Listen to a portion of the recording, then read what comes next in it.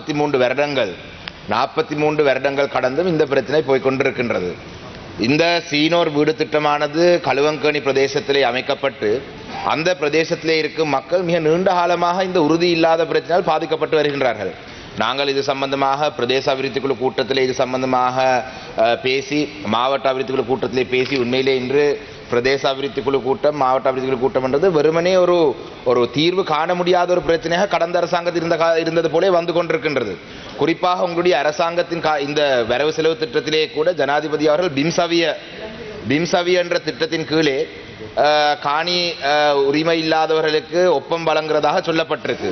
அதே போலதான் கடந்த அரசாங்கத்தின் காலப்பகுதியிலே உரிமை என்ற வேலை திட்டத்தின் கீழே உறுதிகள் வழங்குறதாக சொல்லப்பட்டது.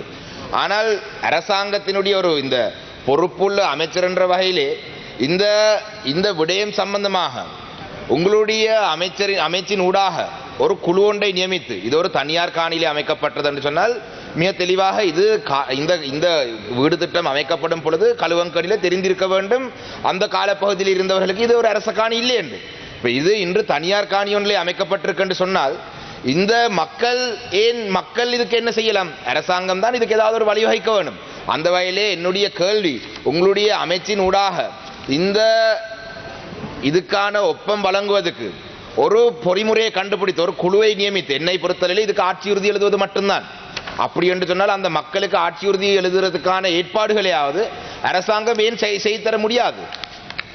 உங்களுடைய அமைச்சின் தரப்பட்ட அந்த பொறுப்புகளை தாண்டி நீங்கள் செய்ய முடியாவிட்டால் அரசாங்கத்திலே அமைச்சர்களாக இருக்கும் நீங்கள் உங்களுடைய ஏனைய அமைச்சர் குழாமுடன் பேசி இவ்வாறான விடயங்களுக்கு ஒரு தீர்வு காணும். உதாரணமாக சொல்ல போனால் மட்டக்களப்பு மாநகர சபை எல்லைக்குள்ளே காணிகளுக்கு ஒப்பம் வழங்குறதுக்கே பின்னடிக்கிறார்கள். ஆனால் மட்டக்களப்பு மாவட்டத்திலே முன்னாள் அபிவிருத்தி குழு தலைவர் சிவனேஸ்வரி சந்திரகாந்தன் பிள்ளையான் மட்டக்களப்பு மாவட்டத்திலே 8 ஏக்கர் காணியை பிடித்து அதுக்கு ஒப்பம் வழங்கியிருக்கிறீர்கள்.